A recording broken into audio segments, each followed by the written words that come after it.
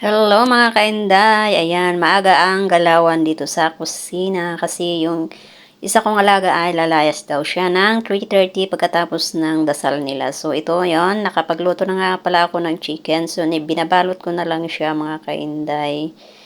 So ganyan lang siya yung pagbalot, so ilagay lang yung chicken na niluto sa wrapper, tapos lagyan lang siya ng sliced cheese, mayonnaise at saka ketchup. So, ganyan lang siya kasimple. Ayan. So, yan yung request ng aking alaga. Kasi nga lalayas siya.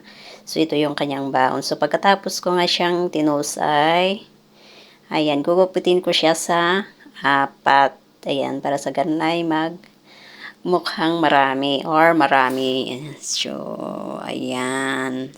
Kasi nga, dalawang balot kasi yung pinaluto ng aking alaga. Marami daw sila.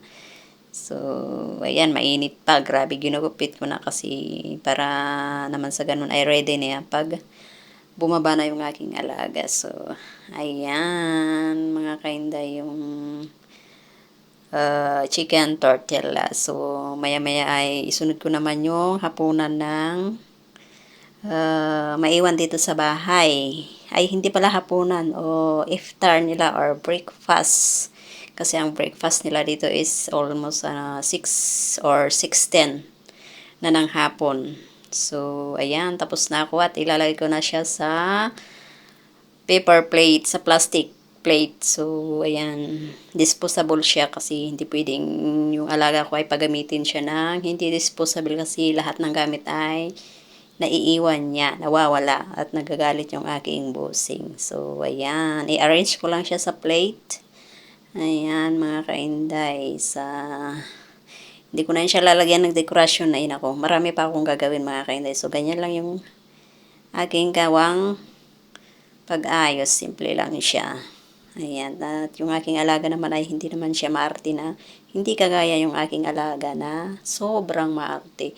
Na kailangan pag nagpagawa siya ng pagkain is may dekorasyon sa ibabaw. So, pasalamat naman ako dito sa isa at hindi. So, yan.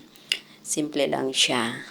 Ayan. So, no need na yung mga dekorasyon yan. Basta meron siyang dadalhin. Yan. Kasi yung mga alaga ko is may mga kanya-kanyang mundo. So, ayan. Charan. Tapos na ako mga kainday. So, ganyan lang siya. Tapos, i-rough ko lang yan sa aluminum foil. Ayan. Pasensya na at nabubulol na ako mga kainday. So, ayan. Dang. Thank you for watching and God bless us all.